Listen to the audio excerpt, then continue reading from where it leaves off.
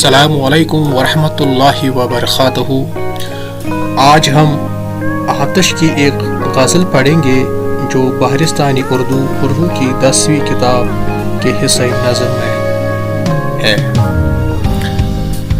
दहन पे है उनके गुमां कैसे कैसे, दहन पर है उनके गुमां कैसे कैसे, कलाम आते हैं दरमियाँ कैसे कैसे, कलाम आते हैं दरमियाँ कैसे कैसे।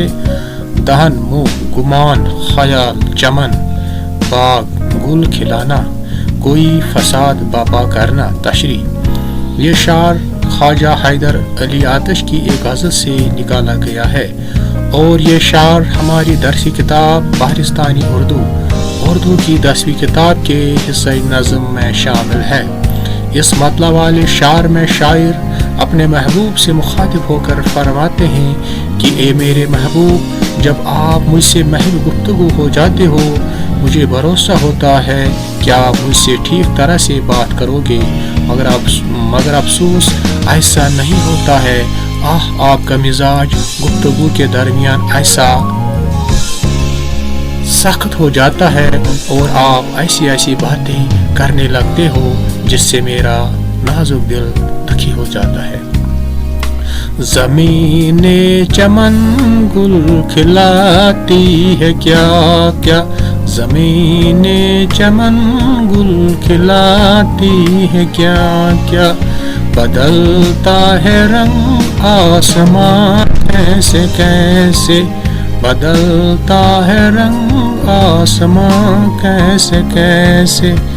चमन बाग गुल गुलाब तशरी। ये शार आतिश की एक खूबसूरत गज़ल से लिया गया है।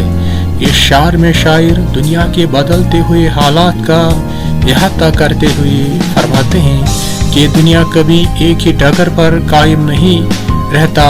ये दूर बुलंद बाला आसमान पर कभी चांद की चांदनी, कभी घनघोर गठाएं, कभी सूरज की तेज किरणें, कभी खिज़ां की धीमी शाएं।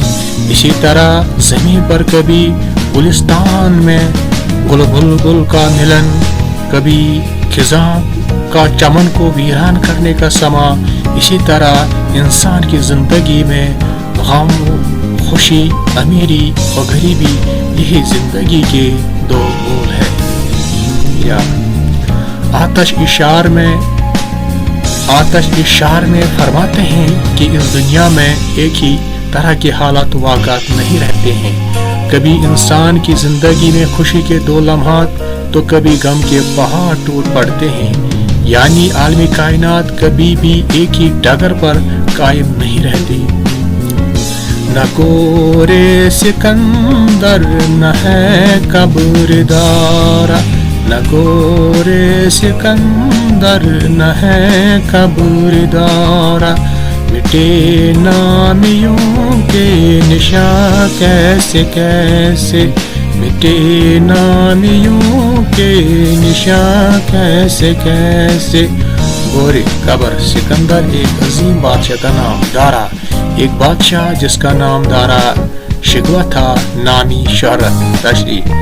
ये शार आतिश की एक गज़ल से निकाला गया है। इस शार में शायर दुनिया की तल्ख हकीकत को बयान करते हुए फरमाते हैं कि ये दुनिया फ़ानी है, सदा रहने की जगह व ठिकाना नहीं। यहाँ हर एक चीज़ को एक दिन फना होना है। कितने पैगंबर व आम लोग यहाँ आए, सब के सब को एक दिन ये दुनिया छोड़ के जाना है। यहाँ तक दुनिया के 2 अजीम बादशाह यानी सिकंदर और दारा शिकवा, अब इनकी कब्रों के निशान भी बाकी न रहे। दिलो दीदाए अहले आलम में गर है, दिलो दीदाए अहले आलम में गर है, तुम्हारे लिए है मकान कैसे कैसे, तुम्हारे लिए है मकान कैसे कैसे। दीदाए नज़र आँख, अहल इल्म दुनिया के लोग तशरी। ये शार आतिश की गज़ल से निकाला गया है। इस शार में आतिश अपने महबूब से मुखातिब होकर इरशाद फरमाते हैं कि ए मेरे महबूब, यहाँ دنیا میں ہر جاندار کا اپنا اپنا آشیانہ ہوتا ہے جہاں پر وہ اپنی اپنی زندگی کے دن گزار لیتے ہیں، مگر اے میرے محبوب تیری شان کچھ الگ تھلگ ہے، کیونکہ آپ کا ٹھکانہ و مقام اور مکان اہل دنیا کے دلوں و دماغوں میں ہے، یعنی آپ کے رہنے کی جگہ بھی سب سے ہٹ کر و نرالی ہے۔ غمو غصہ رنجو و اندو و ہرما، غمو غصہ رنجو اندو و ہرما، ہمارے بھی ہے مہرباں کیسے کیسے۔ رنج غم، علم پریشانی، اندوہ غم، ہرما مایوسی ناامیدی۔ تشریح: یہ شعر آتش کی غزل سے ماخوذ ہے۔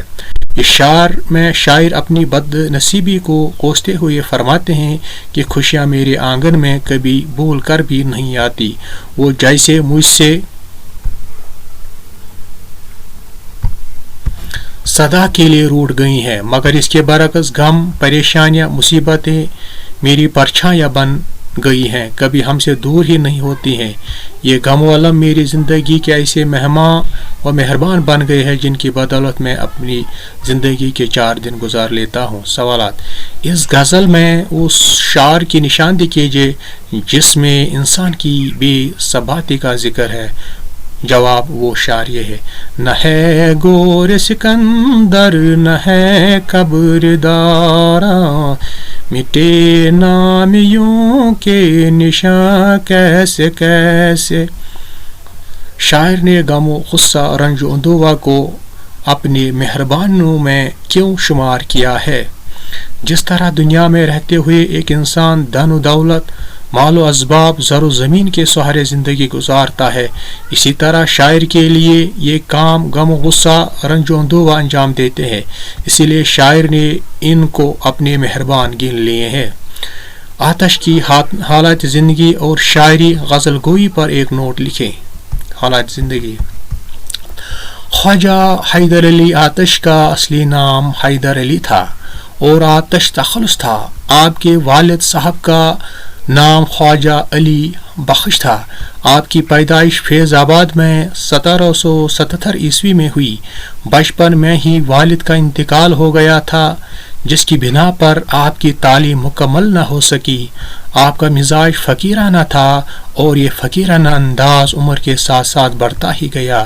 ان کی زندگی تنگ دستی میں گزر گئی، مگر کبھی کسی کے سامنے ہاتھ نہیں پھیلایا، بلکہ خدا کی مرضی پر راضی رہے۔ آخری عمر میں بیوی کی وفات کے بعد آنکھوں کی روشنی بھی چلی گئی، جس کی وجہ سے اپنی تمام تر زندگی اپنے ہی گھر میں سمٹ کر رہ گئی۔ البتہ شاگردوں کا آنا جانا ہوتا رہا۔ آخر کار 70 سال کی عمر پا کے اپنے خالق حقیقی سے 1847 عیسوی میں لکھنؤ کی سرزمین میں جا کے ملے۔ عدم خدمات: آتش کے مزاج میں جو قلندرانہ شان تھی وہ ان کی شاعری میں بھی پائی جاتی ہے۔ آپ بنیادی طور پر صرف غزل کے شاعر تھے۔ آپ نے صرف صنف غزل میں ہی طبع آزمائی کی اور اپنی شیرینی زبان سے غزل کو زندہ جاوید بنا دیا ہے۔ ان کے کلیات میں سوائے غزلوں کے علاوہ کسی دوسری صنف کا نشان نہیں ہے۔ آپ کی بڑی خوبی یہ تھی کہ چھوٹی چھوٹی بات کو بڑی دھوم دھام کے ساتھ کہہ دیتے ہیں۔ اس شعر کی تشریح کریں۔ نہ گوری سکندر نہ ہے قبر دارا، مٹے نام یوں کے نشاں کیسے کیسے۔ گوری قبر، سکندر ایک عظیم بادشاہ کا نام، دارا ایک بادشاہ جس کا نام دارا شکوہ تھا۔ نامی شہرت۔ تشریح: یہ شعر آتش کی غزل سے نکالا گیا ہے۔ اس شعر میں شاعر دنیا کی تلخ حقیقت کو بیان کرتے ہوئے فرماتے ہیں کہ یہ دنیا فانی ہے، سدا رہنے کا ٹھکانہ نہیں ہے، یہاں ہر ایک کو ایک دن فنا ہونا ہے۔ کتنے پیغمبر و عام لوگ آئے، سب مر یا وصال پا کے چلے گئے، یہاں تک دنیا کے 2 عظیم بادشاہوں یعنی سکندر اور دارا شکوہ کی قبروں کے نشان بھی باقی نہ رہے۔ شکریہ۔